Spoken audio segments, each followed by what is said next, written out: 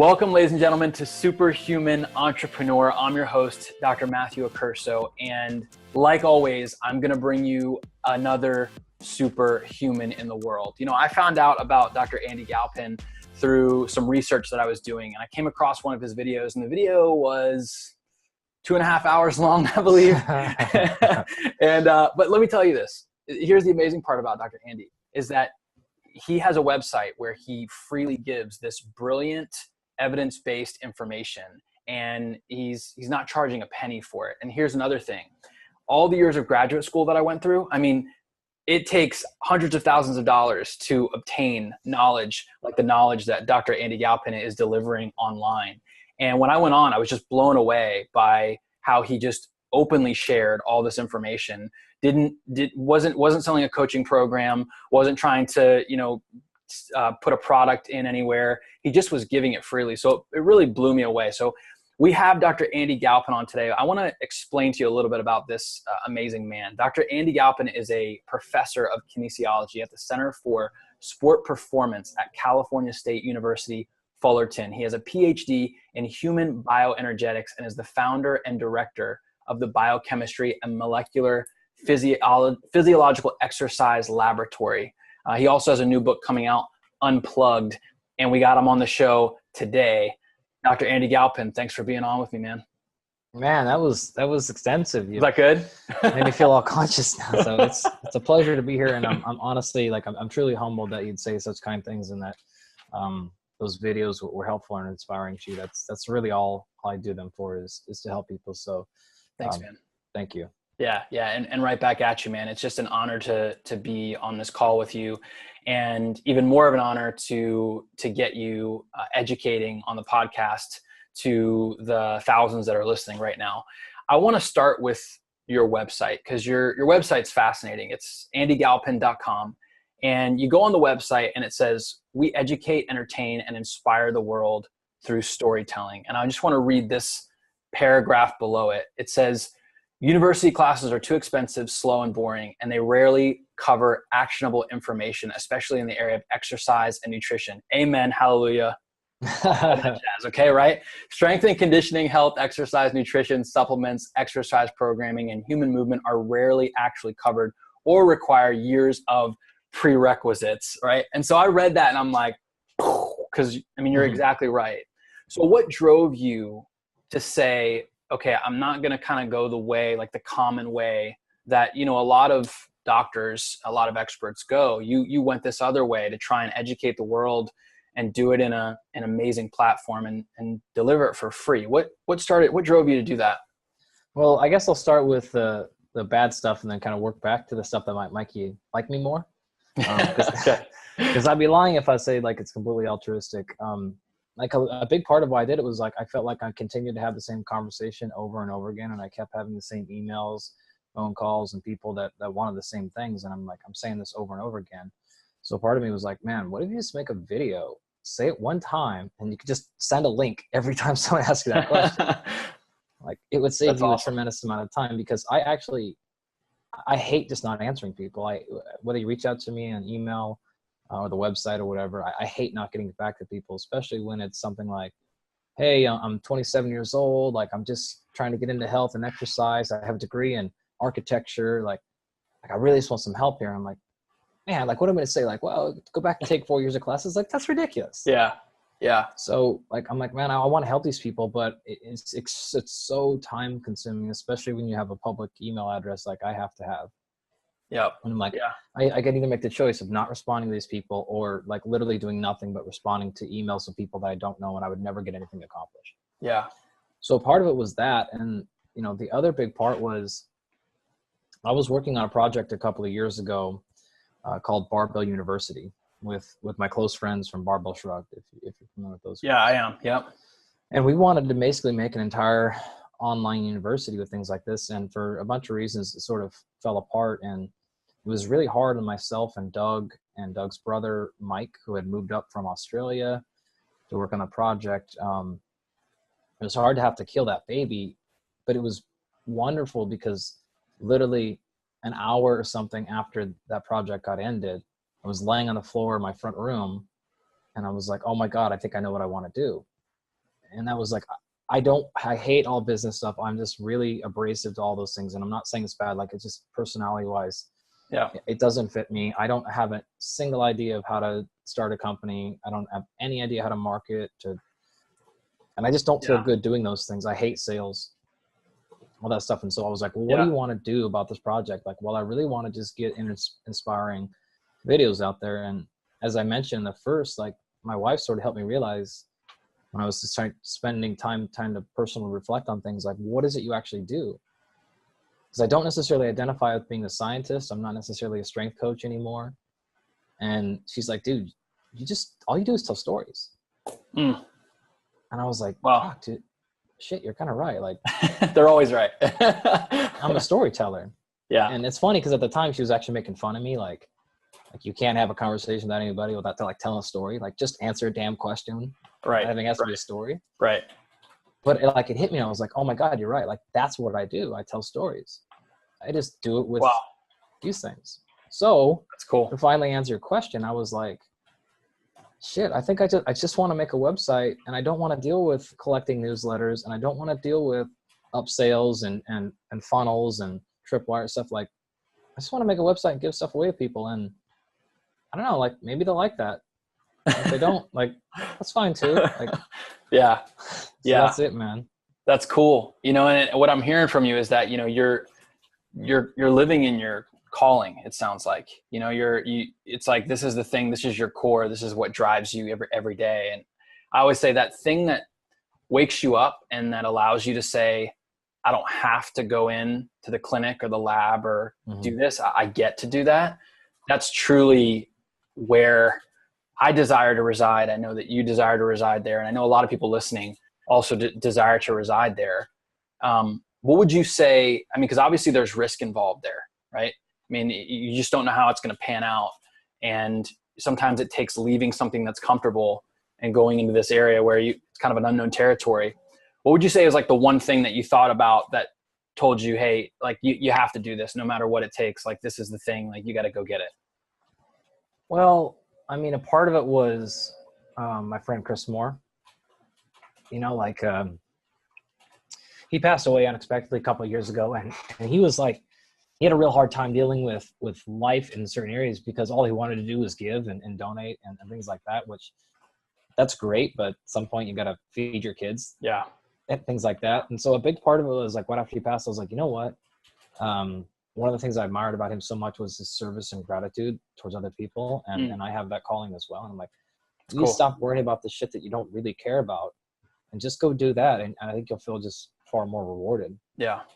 Yeah. And I think that, like, I don't know how it's going to pan out. There was a bit of risk, but let's be real. Like, if you look at my website, you know, it's like very clearly a $200 Squarespace.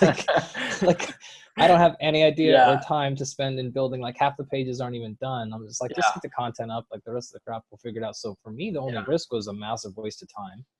Yeah. Because I don't know how to make videos. Like, they're pretty janky and they're not like highly well produced, but the content I think is pretty solid. Yeah.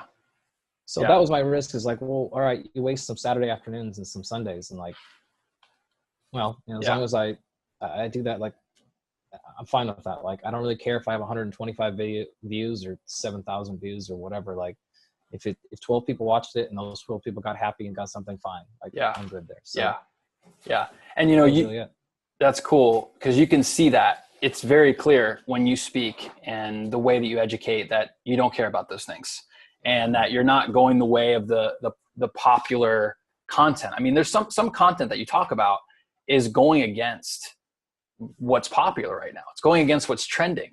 So it's very clear that you're like, I'm all about the research. I'm all about like what's in front of us right now. Like, what's the truth in this moment? Because obviously, and you've mentioned this on your videos, like, things change. Like, and it's really cool.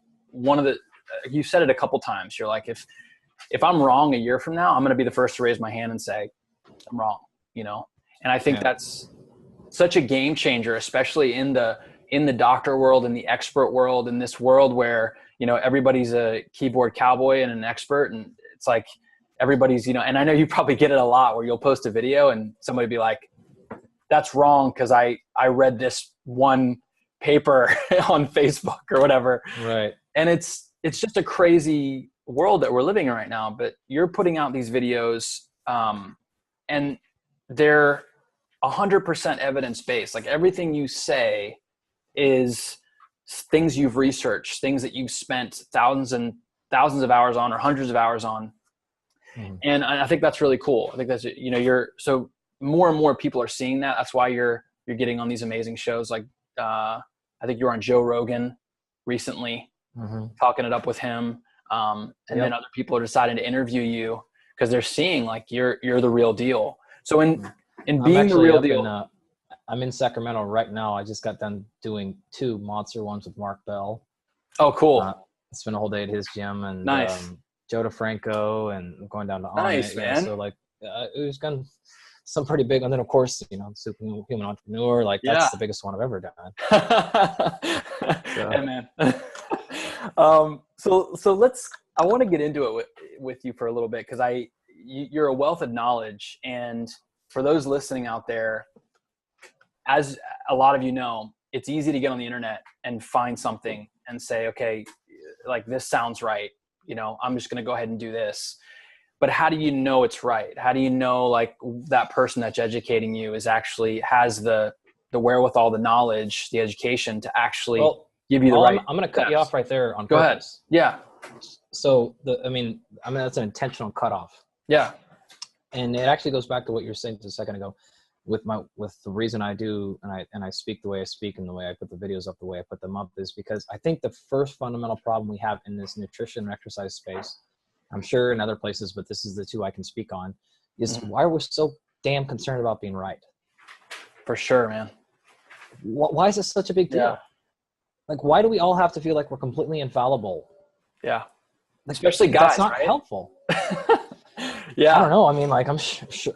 I mean, it's with everybody. Wife is, right? my wife is plenty like that too sometimes. But I think it's, and I think you'll agree. I mean, there's a lot of ego, especially now in this day and age where so much information is being shared. If you get proven wrong, like I think people feel like it's going to like take a chunk out of their heart or something like that. Well, so here's what I can speak to you. Like, it's a classic sign of immaturity, and it's a classic sign of lack of confidence in yourself.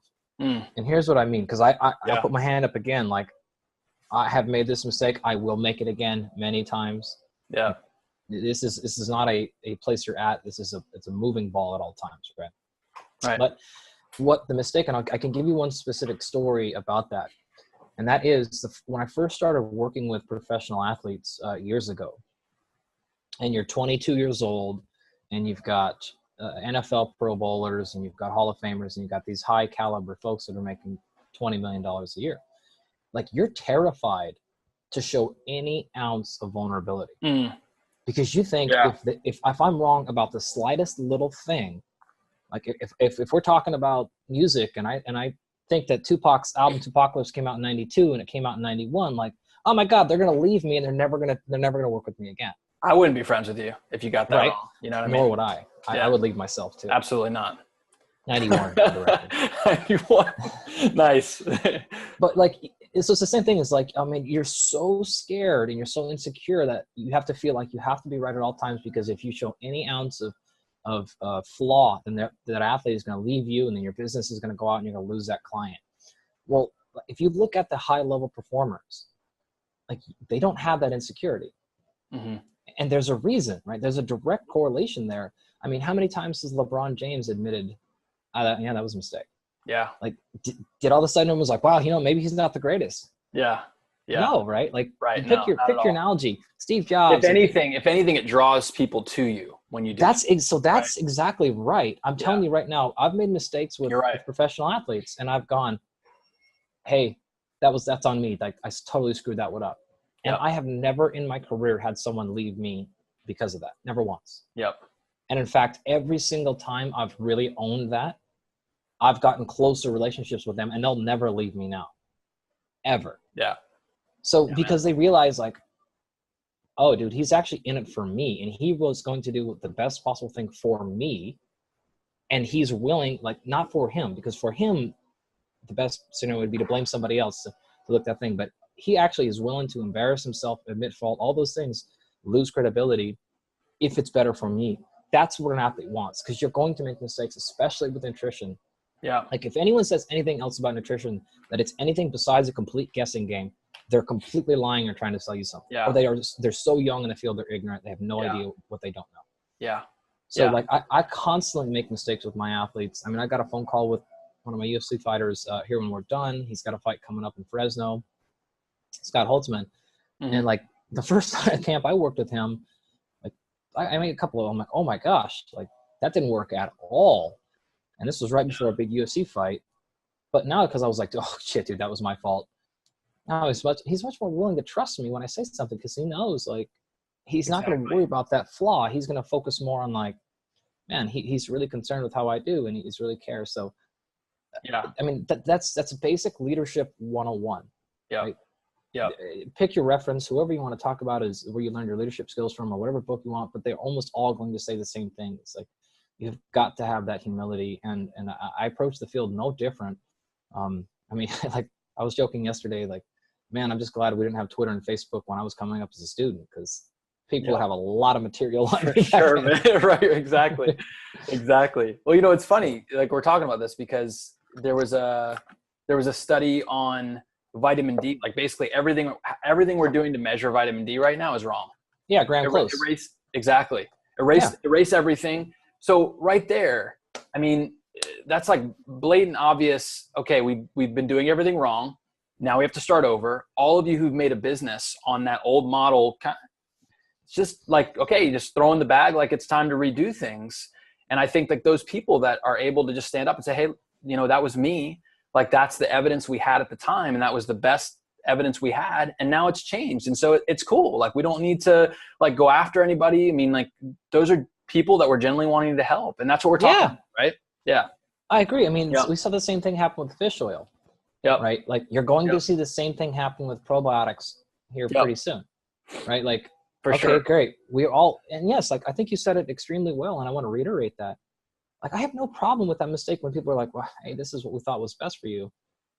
All right. Well, okay, let's rehash it. How many of you actually felt some benefits? Okay, you.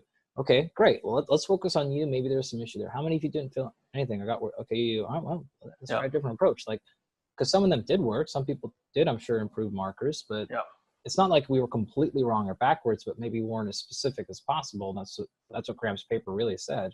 Yeah. Okay, fine. So now we just need to go to the next level. And like, I don't see why that's harmful. Like we did the best we could with the information we had.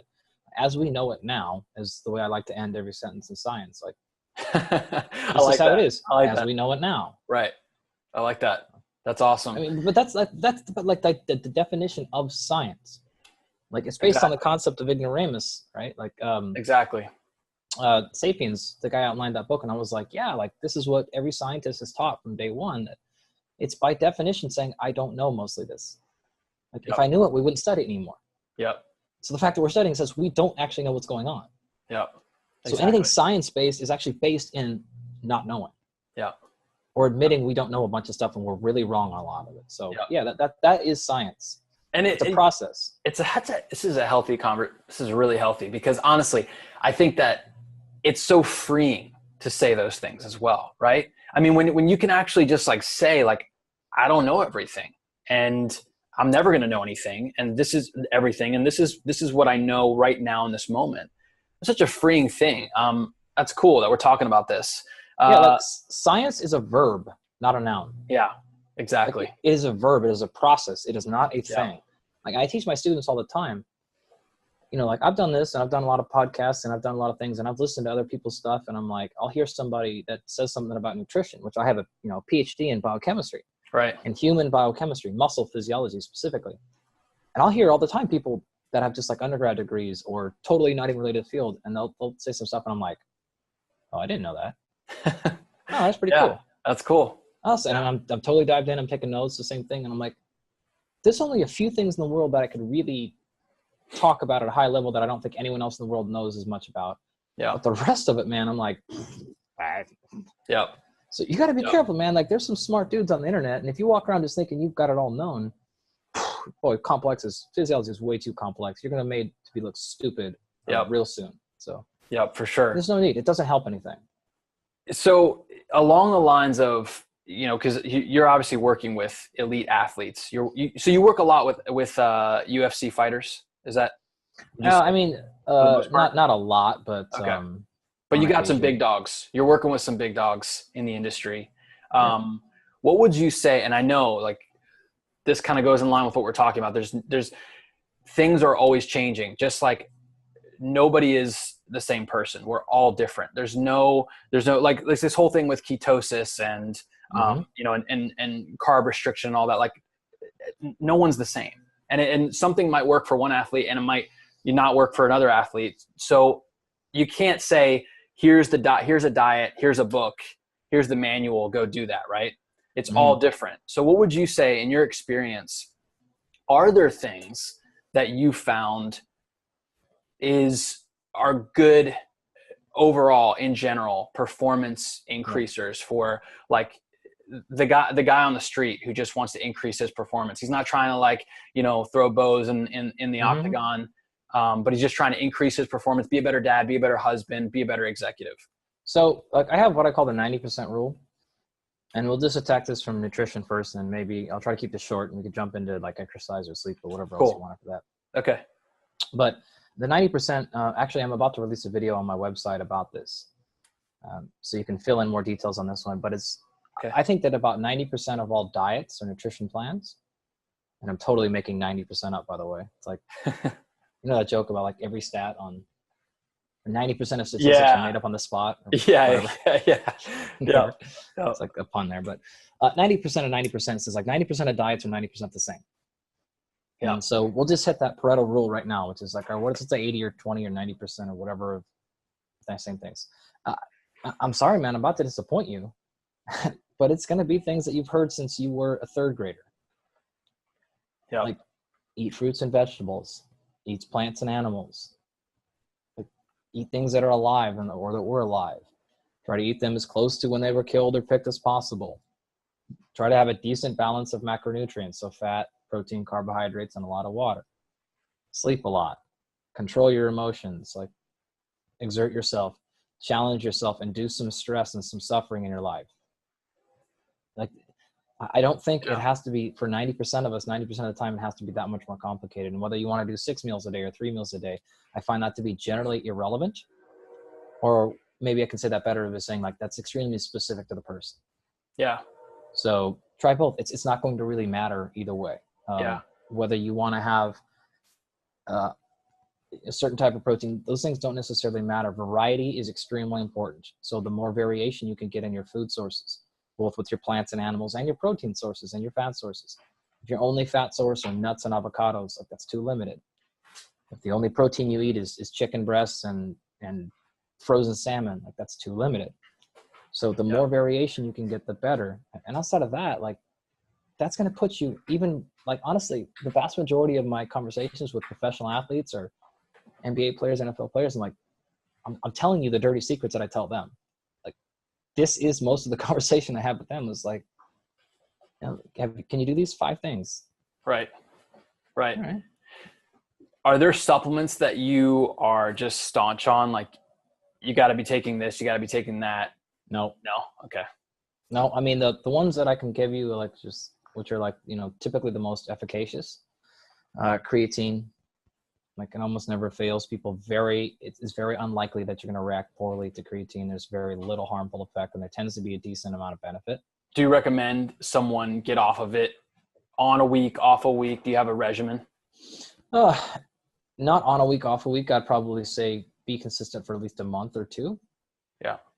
But then come off. There's no supplement that I think you should ever take year round, including fish oil, including vitamin D, including probiotics or prebiotics. Like, I don't think you should ever take those things full year round. Creatine would be the same thing. Yeah. Protein powder, whatever you want to do. Yeah. Beta alanine tends to be very, very effective. I haven't taken it in a while. I'll probably start again here soon, but that's very cheap, has very limited side effects, tends to be very effective. Caffeine, if you feel like you need it, the same thing, but that one you do need to cycle more often. I think I actually have an article posted up on Barbell Shrugged website where I list like my top 5 or 7 supplements. Okay. How to take them, what order, how much, all the volumes, like that's all listed up there. If you you Fullerton. Now it's funny because Yeah. that's a bit like, that's like 3 years old. And I think if I went back on that, I would actually change my mind on all those things. But it's time. it's a pretty good starting point nonetheless. So I'm going to put, by the way, I'm going to put everything that Dr. Andy Galpin's mentioning, I'm going to put it in my show notes. So if you're like, oh, what article was that? It's going to be in my show notes. No worries about that. So, okay, that's great. Great information. That's definitely, my uncle you want was to do training real fast? Let's do it. Okay, sorry. I just want to I heard that voice in my head being like, someone's probably going, what about the training? Yeah, for sure. For the average person, like you just said, I think the big key is variation. And so that means, I think if you look at the spectrum from, jogging for an hour all the way down to, say, a 1 rep max vertical jump. Yep. All right. Well, you should train everything in between. So in the book, actually, Unplugged, that you mentioned at the beginning, we do have a little bit of guidelines about how you should integrate all of these things in for the person, like the person you just mentioned. Like, I don't have a training goal. I'm not competing in powerlifting. Like, well, how often should I do intervals? How often should I lift heavy? How often should I do cardio? How often should I mix things up? And there's no specific guideline, but it would basically be like, I don't know, once a week or so, you should probably do something that is 30 minutes to 60 minutes of steady state.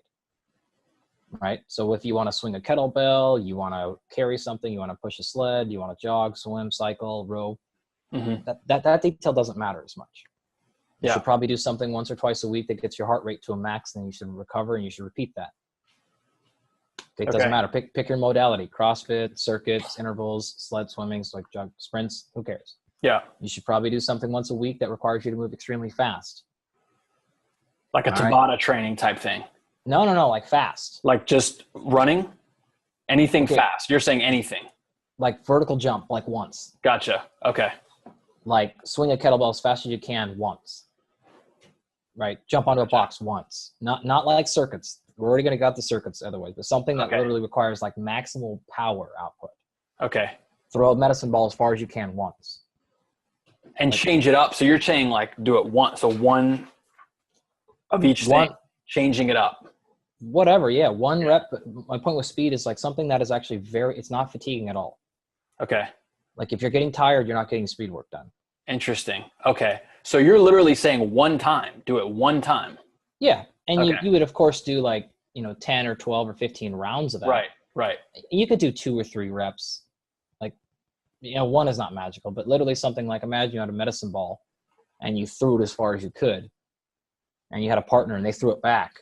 Yeah. And you took, a minute or 2 to recover or whatever, shake it out, focus on your breath or whatever, get in position, boom, throw it as fast as you can again. And you could do 15 or 20 reps of that, 10 maybe. Maybe you do 2 or 3 different throws. You throw one over your head, you throw one sideways, then maybe you do like some vertical jumps. You're done. That's it. Yep. How long are you talking? Like how long would that take? Anywhere between, after you're good and thoroughly warmed up, because the key to that stuff is you have to be very, very warmed up. Yeah. And those can be as little as 10 minutes.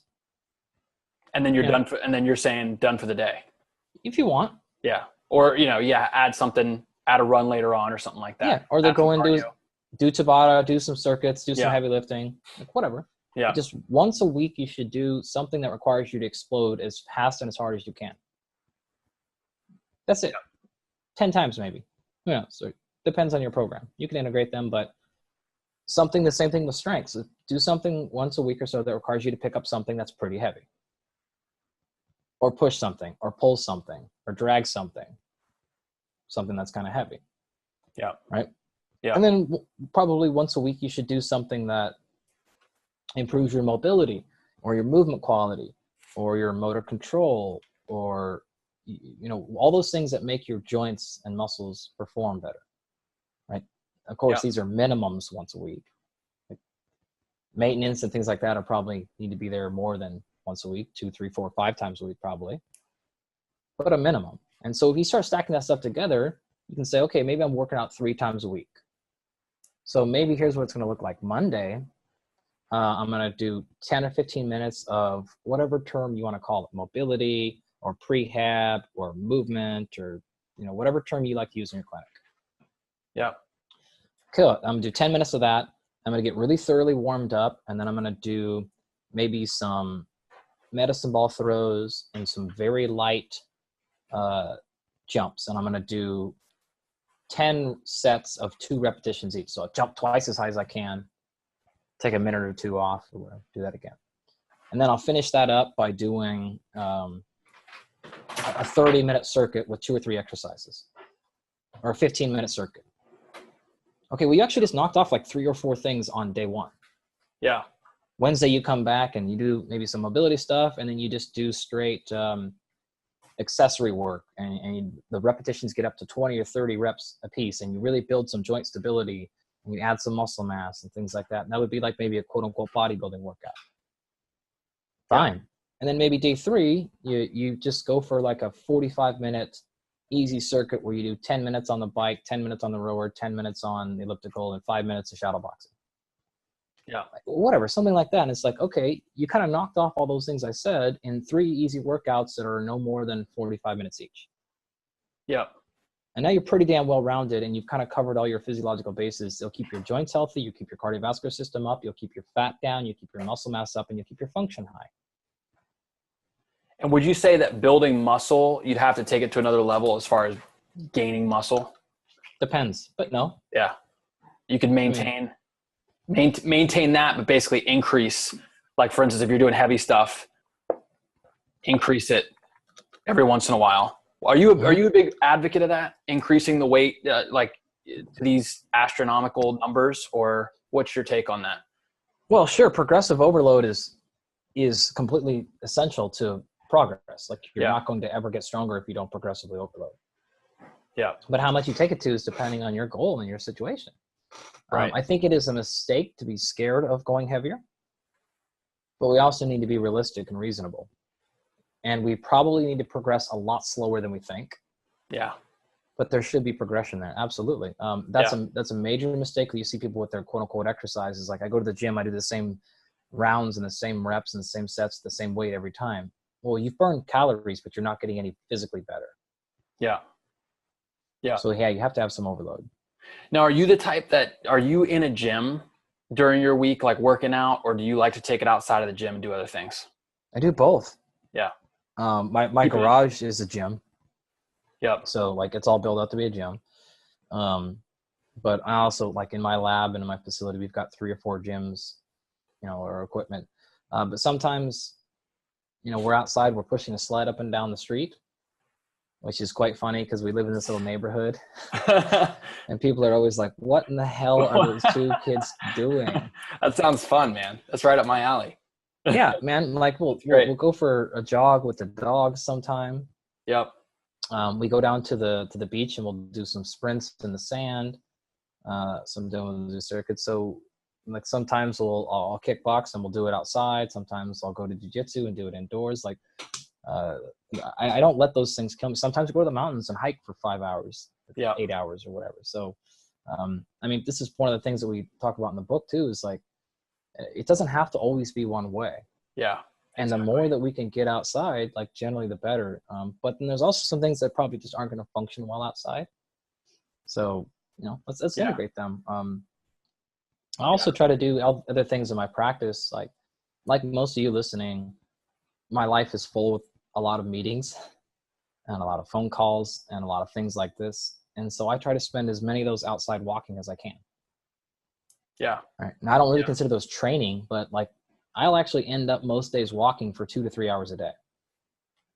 Yeah. Because I'm on so many calls and stuff. And I'm like, well, if I can get outside during half of those, and even if I'm pacing around my little tiny backyard, like that's better. And I'm in the sun or I'm in the elements a little bit. Like these are all just little things you can do that don't really change your life that much, but that will change your life a lot.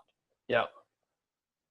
I almost feel like the standard gym has kind of ruined it for people in exercise. Like I'm not against gyms. Like I think gyms can be great, but you know what I mean? But it's almost like we've lost, like when we think about exercise, oftentimes we just think about muscles. Like I'm going to, you know what I mean? Or heart health, but it's actually so much more, right? I mean, like the mind, you're working the mind, like consciously, like the things that you look at, changing your environment, what you breathe, how you're breathing, the air that you're breathing, right? Yeah, I'll give you a really good example. I was literally talking about this on Mark Bell's podcast yesterday with vitamin D, because the same exact topic came up. Yeah. So it's like you're spying on us, dude. That's weird. It's like what? You're spying on me. Oh yeah. Right. I'm stalking you. I'm absolutely, I mean, taking a lot. This whole book is just your talks, man. That's all it is, man. Yeah. So we were talking about this, and Mark asked about vitamin D, and I said, here's why I don't take it anymore. This is actually prior to Graham's paper coming out.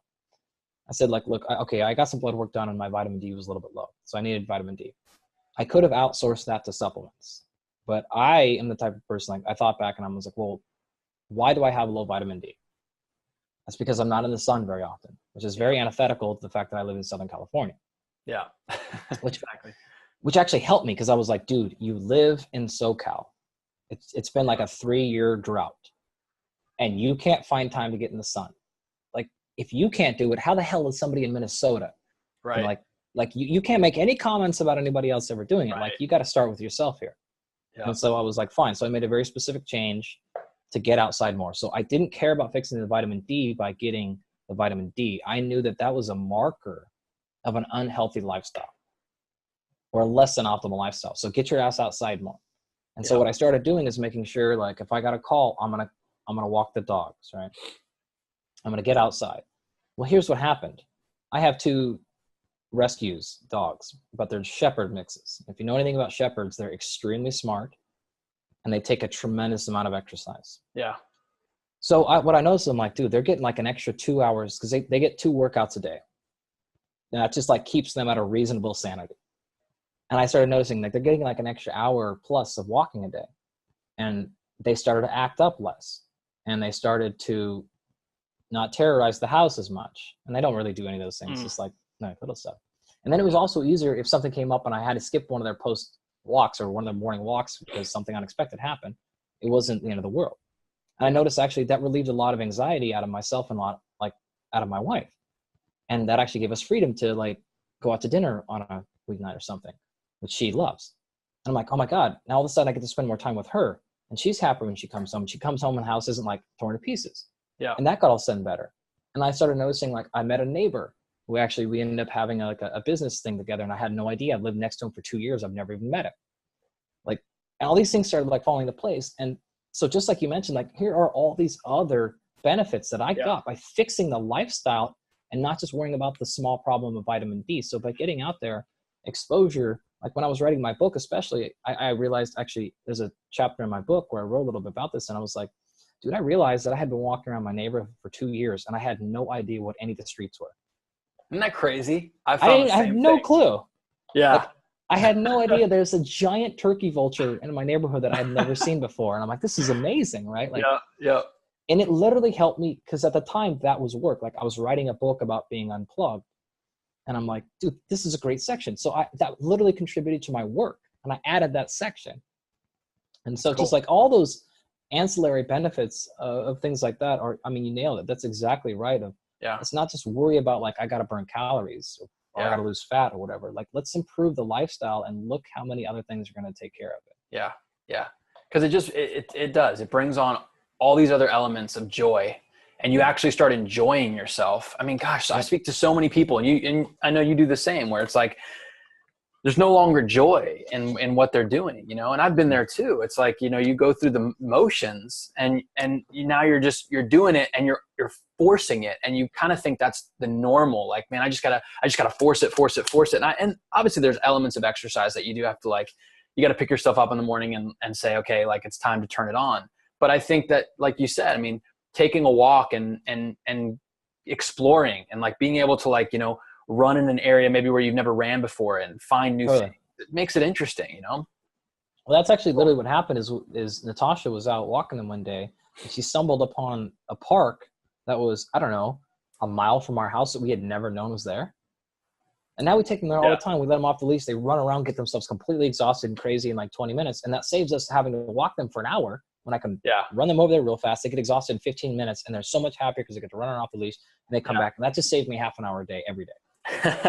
You know, it's funny. I'm a big surfer, and so right now we're in a condo on the beach. We just had this huge hurricane that hit. we had to leave for a little while. We came back to the condo.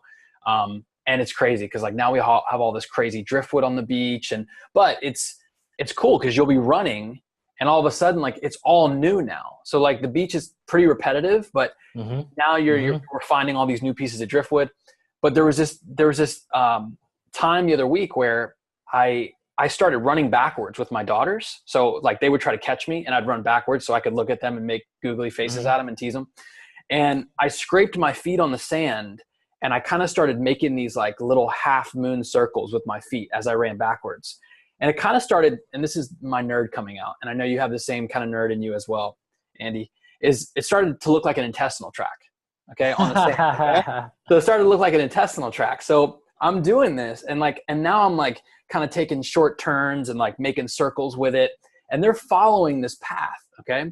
So literally, we did this for probably 15, 20 minutes to where the edge of my toes started to get sore because I started to make this intestinal tract, but they started running this track. And so now I call it the intestinal track and we'll make it on the beach and my girls will run this track and it wears them out, man. It wears them out in like 20 minutes and they're toast. And so we do it right around 6:30. Then and they're just toast on the couch. It makes bedtime really easy. But did you literally just make your children poop? Yes, exactly. Fantastic. Exactly. Yeah, exactly. So dad of the year, man, dad of the year. So anyway, I don't know if you guys have plans for kids, but that's a really good one if you're on the beach. Good note. Right. So I want to talk about a few things that, I'm just interested to get your take on because you're the expert that you are. I would love for you to explain to the audience like your take on ketosis, because obviously that's a big one right now. I mean, it seems like everyone I talk to nowadays is like, yeah, I want to get into ketosis. I want to burn fat, build muscle, But I know that you look at it a little bit differently. Talk about how you look at that process and is it for everybody? Yeah. So, I mean, to highlight the point more, like if you pay attention to Mark Bell at all, like he's literally waging a quote unquote war on carbs right now, right? He's super into keto and he just had me up here in like a 4-hour podcast yesterday. Yeah. Which is to say like, because I have not an opposing view, but I do look at it a little bit differently, which is to say I am pro options. Yeah. Like I like people having options. Yeah. We're all different and there is a difference between truth and implementation. Sure. And this is where I think people won't discuss the different layers or they get so caught up or we can't have productive conversations about keto or anything else, nutrition, diet, or training related, because people won't tease out, okay, what is the actual physiology? What is the psychology?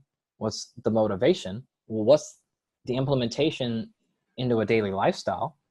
And all of these are equal factors. And I can't, like, if you're over there talking about how it's so effective for you because it helps you stay motivated, etc., and then I'm trying to fight you and say, no, it doesn't work because the physiology is off, like, we're not even having the same conversation.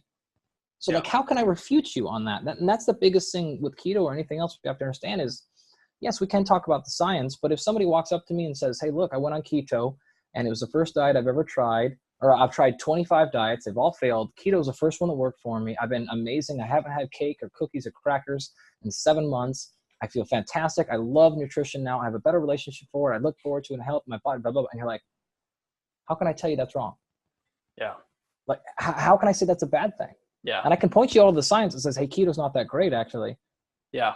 Like, boy, that sounds like that's pretty good. Yeah.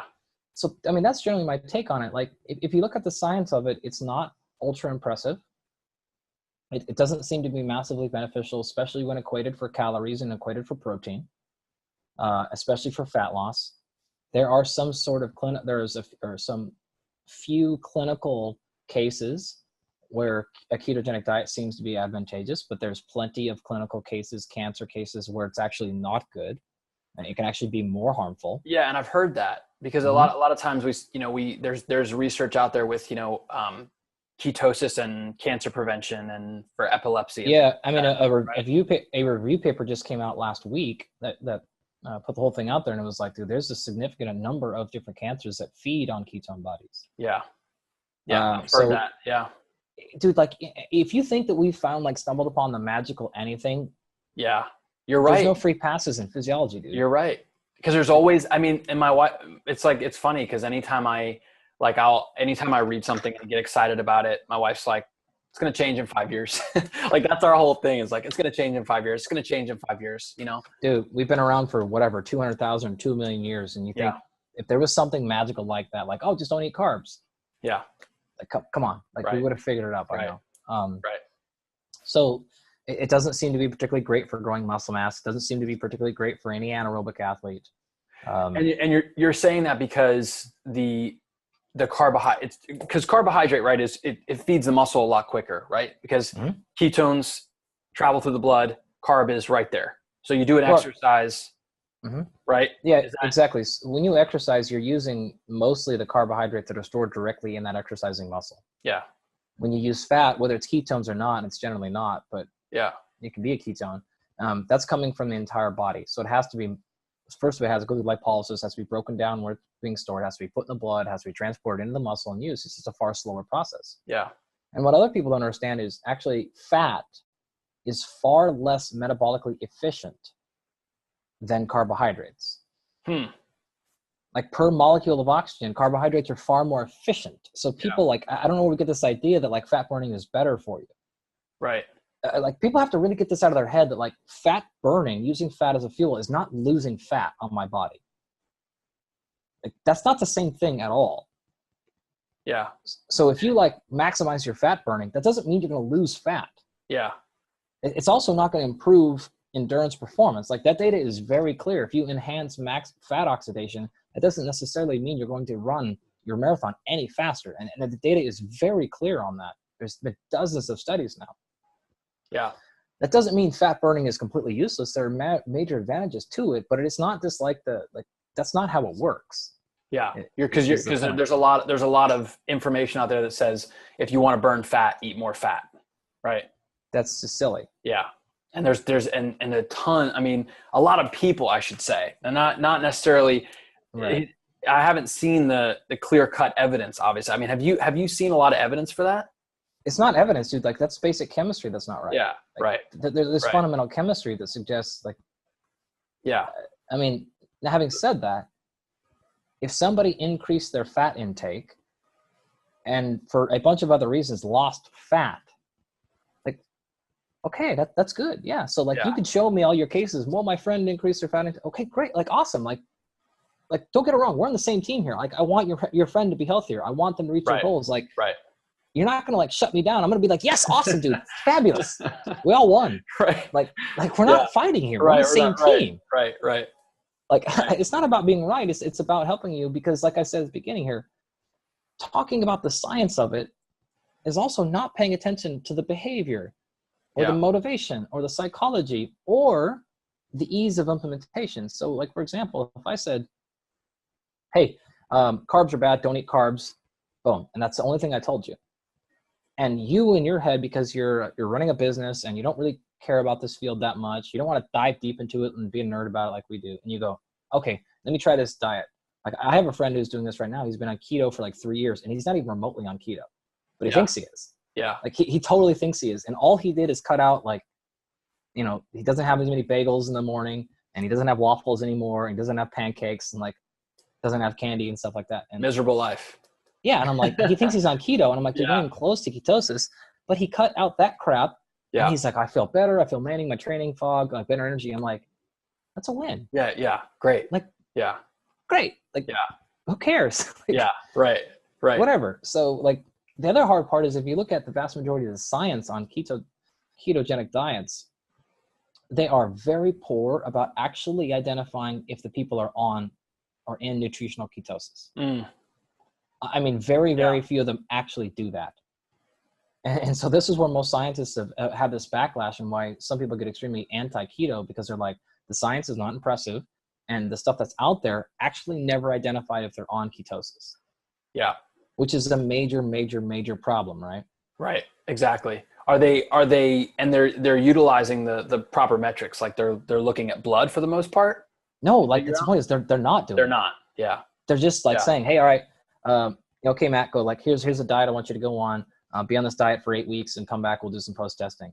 Yeah. Like, great. Like Yeah. that was it. Yeah. That's crazy.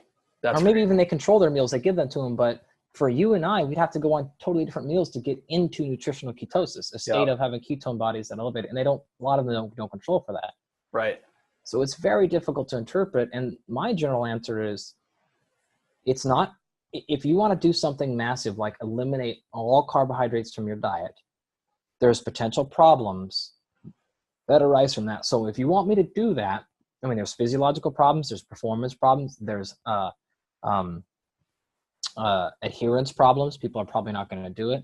All those problems over here, the potential benefit has to be very, very high. Yeah.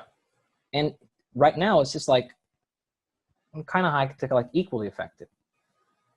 Yeah. So to me, I look at that and I go, oh, okay, fine. Therefore, if those problems that I just listed, you don't care about those problems, or they're not an issue for you, and you have some benefit you like, well then great. Like it didn't, it doesn't like make you sick, doesn't make you fat. Like it's not harmful in those ways. But if you're not meeting your goals, then we can have a discussion. But if you're meeting your goals, you like the lifestyle, more power to you. What is there a problem here? I don't have any issue with that. Right. Like, that's good. Let's support it.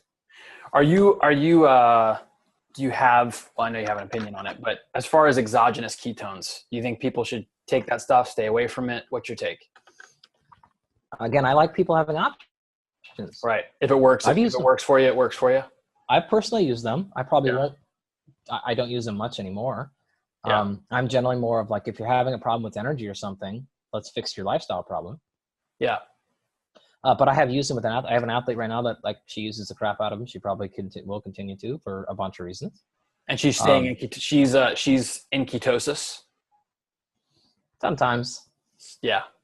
Not all the time. Yeah. We particularly use it healthier. I feel like that's a healthier way to be anyway. It is. Right? It is. Yeah. Yeah. Why do you have to be? I think it's, again, it's like we get obsessed with like, especially when we have a test. Like if there's a test, oh man, I got to score. It's almost like goes back to our school days. Like I got to score 100% on this test every single time. And if I don't, then my whole life is going to be in shambles. My workout's going to fall apart. I'm not going to gain muscle. We have all these negative core beliefs that we allow into our head, like you're saying. Yeah. And there's no substantiated foundation for any of it. It's just it's this crumbly, crappy foundation that we're like, well, I just heard it on the internet a couple times, so I'm going to go ahead and do that. Yeah. We are creatures of habit for sure. Right. But habit can also minimize adaptation. For sure. 100%. So we have to be careful. I mean, in the book, we have a prescription where it's like, okay, how often have you actually messed with and varied your sleep patterns? What about your hydration? What about your thermal stress? When's the last time you got really cold or really hot? Right? Or when's the last time you got very, very hungry? Why do you have to have one style? Like if I walked up to a strength coach and said, like, hey, I'm gonna put you on one workout program the rest of your life. They would look at you like you're an idiot. Right. Yeah. Well, why do we have the same approach with diet, with nutrition? Great point. Why can't you go, I'm going to go do keto for 4 months. Cool. And then I'm going to hop off that and I'm going to do, a strict paleo. Then I'm going to come off that and I'm going to do actually an Eastern diet. Okay, great. And then I'm going to come off and not worry about my diet for 2 months at all. And I'm going to eat good food, but I'm just not going to worry about it. I'm going to go, 16-8 intermittent fasting for 6 months. And then I'm going to actually come back and I'm going to try to eat 7 meals a day for 3 months. And why are we so upset when people like try different systems? Oh, that's right. Because we probably have a business behind it. We're trying to sell them something. Exactly. It's like, exactly. Sorry, but go fuck yourself. No, it's true, man. Beep. I made the beep for you. I think I was a little late. Yeah, but, no, whatever. No, it's so true because it's funny. My uncle used to eat a Big Mac a month, and his thing is it's hormesis. He's challenging his systems. Sure. So whatever you want to call it, just call it something and move on with your life. For everybody out there listening, I hope you're getting a ton from this. I'm taking a whole page of notes, but I mean, this is a healthy conversation because I think a lot of times the unhealthy part of our lives, especially when we get obsessed with things, is in our head. It's all in here, right? We're getting so obsessed and so stressed out about dieting and all these little things, nitpicky things that we need to do. But like Dr. Andy Galpin he's saying, like just relax at times, like just allow your body to ebb and flow, see what works for you, you know, allow your body to go on vacation every now and again. And I think that you'll find that you're going to have a healthier mind. And ultimately that's the most important thing. It's going to lead to a healthier body. Right. Yeah. You know, like I think that we can, if I had to summarize all that, I would say like, just be more conscious and aware. Yeah. It's okay to set up a nutrition challenge. So for example, you can say something like, I'm going to do a no whites for a month challenge. So I'm not going to eat anything white, no white bread, no white rice, no white potatoes. Okay, great. Now I could talk to you all day about how that maybe is not that a big deal scientifically. Yeah. The whites. But, is that what you're saying? Yeah. Right. Okay. Yeah. But the counter argument to that is, what do you mean? Like I set a goal for a nutrition goal to eat healthier for a month, and I pushed myself mentally and I did that. That's a good thing. We should celebrate that. Not worry about like, probably you haven't seen the science, blah, blah, blah, blah. Like that's not the point. The point is somebody set themselves a goal. They worked really hard. They challenged themselves, and that's a good thing. Yeah. Like unless they're doing something, silly, that's really going to be deleterious to their health. Yeah. Like, if they're not doing that, like let's do that. So yeah, let's just be more conscious when we say, hey, I'm going to consciously not worry about it right now because it's giving me too much anxiety or it's having these other effects. Okay. Yeah. Or I'm going to be conscious. I'm going to choose suffering. I'm going to choose discomfort. I'm going to choose a challenge because of all the benefits that I get from overcoming challenges. And I'm going to go for there. So it's not like you have to completely relax and not pay attention at all, but just be more conscious of saying like, hey, actually, I've let this override my life. I've let this interfere with my health, my personal health, my whatever, and just be more conscious about it. And if we do that, it's like a lot of the details probably don't matter as much as some people think. Yeah. But that doesn't mean we can't set ourselves up with challenges and we can't put ourselves ground rules so that we're making sure we're hitting our goals and things like that. So there's some balance there. And I think consciousness helps us achieve a little bit of that. Yeah, for sure. For sure. So I'm interested now that we're on these little like belief systems that everybody buys into. What's your take on sitting versus standing? I just got an article in my inbox saying sitting disease is the new smoking. What's your take on that? Well, like,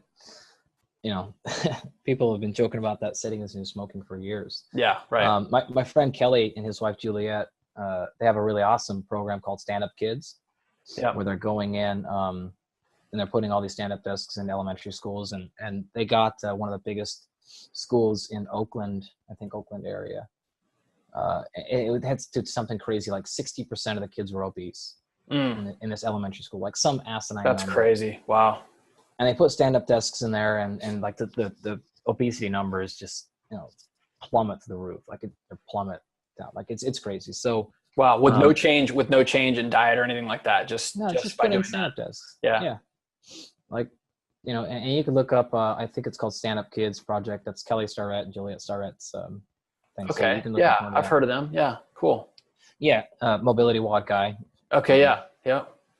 So Kelly's great. So is Juliet. But like, I have a stand-up desk. I have a stand-up sit-down desk. So like, the variable desk that I can click up and down. And like, I don't see how sitting all day is going to be good for you. Yeah. Like, do I think that just standing all day is going to change my health? Well, it actually changes my hip health and my back health quite a bit. For sure. I'm also a natural fidgeter. I mean, if there was video going for this podcast, like you see me, I'm like leaning over here, moving around over there. Yeah. Like I just get stiff. And if you look at what Katie Bowman's done with her work stuff, like I think she makes a pretty good argument that we're not built to sit all day, but we're also not built to stand all day either. Yeah.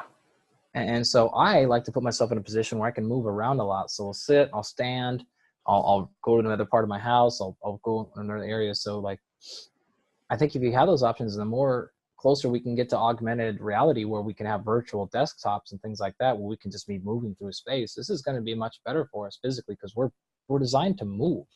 Yeah. We're not designed to sit or stand all day. For sure. For sure.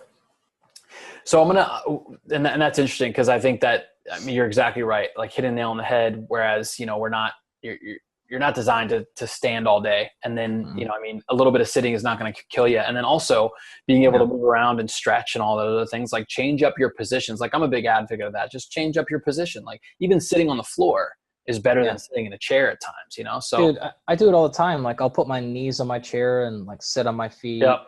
I'll put one leg up, like, you know, Captain Morgan stance, like Yep. stretching my foot all at all times. Like there's a little board that I have up against the wall that I'm stretching my Achilles and my feet out with, my toes. Like I'm always fidgeting with something like that. Yeah. Yeah, I agree. Like, moving is a better thing. Yeah. So I want to move into a little bit of a rapid fire round. This is good. The conversation has been really awesome. What was the last habit you formed and why? Oh man. Probably not listening to as many things in my headphones when I'm outside. So I used to always be like, okay, if I'm outside, I'm going to double dip. So I'll walk on the dogs. I'll make sure that I'm either on a phone call or I'm listening to a podcast or something. Yeah. And I actually have found like, well, that's good. Sometimes I'm completely unpresent to what I'm doing, and I've lost all those things. So actually it was difficult, but I'm like, I got to actually go out there and learn to deal with my own mentally. So it gives me time to reflect. Yeah. And so not having as much time. So that was a hard habit to break because I wanted to be entertained. Right. Yeah. But now what I've actually found, of course, like we were talking about earlier, another benefit about walking the dogs and all that stuff with the vitamin D issue is, do you know how many problems I've solved? Do you know how many issues? It's just like walking. Exactly. I mean, I posted my last Instagram post. It's like one of my most popular ones I've ever done. And it just simply showed like an EMG or EEG of the brain at rest and after a 20-minute walk. And it's like, the 20-minute walk, it's exploding with activity. Yeah. And it's like, fuck, dude. So like, if you're never doing that, actually, if there's always input, always coming in, like, are you ever reflecting? Are you ever thinking about things? Are you solving? And I wasn't. So that was a habit that was tough for me to break, to not always need input or entertainment. That's cool. That's really cool. Do you post a lot? You try to use social media as much as possible during the day? Not as much as possible, not even remotely. I try to use it as least as possible, but still use it. Okay. Yeah. I know, me too. I probably post on Instagram like 3 to 4 times a week. Man, I love that you're saying that, because I'm not a huge fan of that whole world. Like my assistant always tells me, you got to post more. I don't know. I just feel like when I get on it, and especially because I know that I can get wrapped up really easily. When I get on it, I just like to get to the point. You know what I mean? I don't like to look around. And so anyway, glad to hear. I hate Facebook. I deplore it. Like it's unusable anymore. Like Instagram is a little bit better. But like I don't do it if I'm in flow, man. Like if I'm just super diving into something, I'm not going to take a stop because it's like, hey, you got to make your 6 p.m. post or whatever. Exactly. I know. Yeah. If something hits me and I'm inspired, man, I throw it up. But I don't like. I had a friend actually send me all these things like, here's how to optimize your followers and stuff. And I'm like, I don't get that away from me. Like, no, man. Like, I'm not going to add that stress to my life. It's important for me. I used to hate it. But my friends convinced me, and I actually now understand why it's important that I do that. Yeah. Mostly because of like my website. Yeah, for sure. It's the only way of like how am I going to get the message out? Exactly. You got to. That's why we're doing this. Yeah. I'm not going to let it control my life. Yeah. That's a really healthy way to look at it. At this point in your life, is there a book you're reading? Is there a book you have read? You can go either way with it, that you would want to tell the listeners about. So let me give you 3 rapid fire ones. One of them probably all your listeners have heard of, and that's Jocko's book, Extreme Ownership. Oh yeah. Yep. All right, so I'm not going to expand on that because everyone's heard of it, but it is great. That's great. The other one that just came out is Fergus Conley and Phil White's book called Game Changer. Okay, I'm writing that one down. And this will be in the show notes for everybody as well. Cool. Like it's a super deep dive into real performance stuff. So, if any of you work with athletes or training stuff, it's really deep. Okay. Say that name one more time. What was it? Game Changer. Game Changer. Got it. It's #1 on Amazon for sports psychology and things like that right now. So it's a sports psychology book, but really, really good in that area. And the one that I have been reading consistently for 3 years or so, and I'll probably never stop reading it, is actually Chris Moore's book. So it's called Barbell Buddha, the collective writings of Chris Moore. And Chris was, like I said, my friend, but he was an elite powerlifter. He was a Division I football player. He also is tremendously funny. he spent a ton of time reading philosophy, economics, psychology, just extremely well-rounded. And so the book is a collection of his 3 books. One of them is called Progress. The other was called Get Change. And then the other one was Way Past Stronger. And they sort of put them together posthumously. And it's really nice because this is a super collection of super short stories, but they're all like physically based, you know, because he's a lifter and an athlete at heart, but he finds ways to tie in Taoism into training and to train in like, you know, learning about, you know, how he could be a better father after having a fight with his kids, you know, just like, that's cool. You know, like it's just, it's not just like not even close to a training book. And so I always go back and read little stories and passages and everything for how he dealt with his father dying prematurely and, you know, with the time he met Henry Rollins and how that changed his life and stuff. And just like, oh, that's cool. It's really, really cool. And it's not like any other book I've ever read where it's just so well-rounded. And you're just like, you know, you can constantly read. Every time I read a little section, I'm like, I find a different part of my life where I'm like, oh man, like that's really sage advice. I love that. I love books like that, man. That's really cool. And then last question here. If you could pick one action step for our listeners to take from this call, what would it be? Besides buy my book? Besides buy your book. Good plug. I just tease. One action step I would say is the thing that's been caught my attention the last 4 or 5 years, and I can't remember who said it. Dan Sullivan maybe turned me on to it first, but it's transition. Dan Sullivan, the coach. Yeah. Strategic coach, I think. Strategic coach. Yep. And that's just be a learner, not a knower. Yeah. And I'll leave that short. Dan, you can Google that and graphics will pop up. But I think the way that he or whoever originally came up with that or whoever inspired him systematized that, I think it doesn't need much discussion. And you're like, once you understand a couple of the basic points, you're like, I get it. And I think that can change a lot of people's lives. Yeah. That's awesome, man. That's awesome. Yeah. Well, ladies and gentlemen, Dr. Andy Galpin, you know, this conversation was awesome. We went, there was a few levels that we went to. And I think that some of the greatest conversations I've ever had were those conversations where like we just went deep and we just deep dived into like what's truly like at the core of the human condition and why we do what we do. So I think it's really cool. Last comments, where can people go to learn more about your mission and what you're doing in the world right now? Man, so because I talked about earlier, I have no idea how to run a business or any of that stuff. I'm everywhere. Like I have a bunch of different things and I'll list them all quickly. The website you talked about, andygalpin.com. That's free, always will be free. There is a Patreon account link to that. If you want to contribute, fine. If not, hey, no worries. Cool. 100% of the money that comes in from the Patreon account goes directly back into, you know, like building a website that's actually usable and stuff like that. Yeah. Making show notes and study notes and take home guides and things like that is what I want to get to. So it'd be like a real class. Yeah. Cool. But I just don't have time for that. So you can check that stuff out. My podcast called The Body of Knowledge. Awesome. And that's up on Stitcher, iTunes, the website bodyknowledge.com.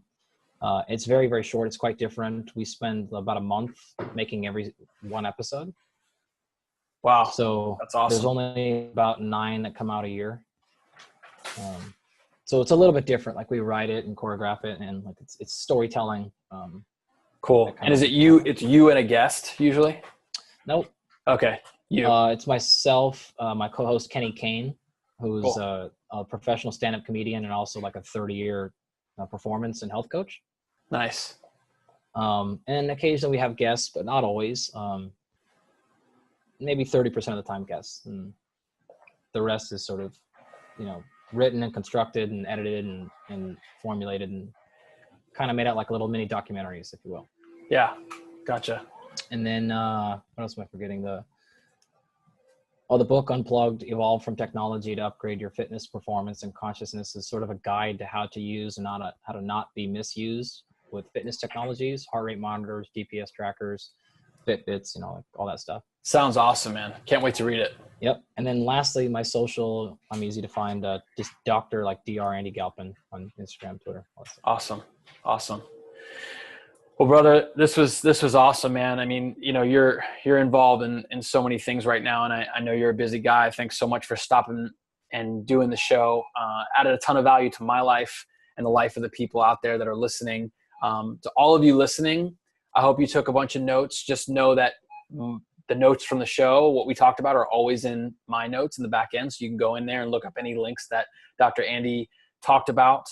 And just know you can go on andygalpin.com and learn more about his mission. I'll tell you this, out of all the websites I've been to, out of all the websites that have been recommended to be my professors and by my mentors and things like that, I can tell you that this website is one of the most epic wealth knowledge websites that I've ever seen. I mean, Dr. Andy Galpin is just bringing the heat with everything that's in his head and all the stuff he's accumulated over thousands of hours of research. And he's brought it to this site to give to you for absolutely free. So I would encourage you to go on the page, click donate, and donate to the cause. Because here's the thing, information that's getting out like this transforms people's lives. And I would go as far as to say it saves people's lives.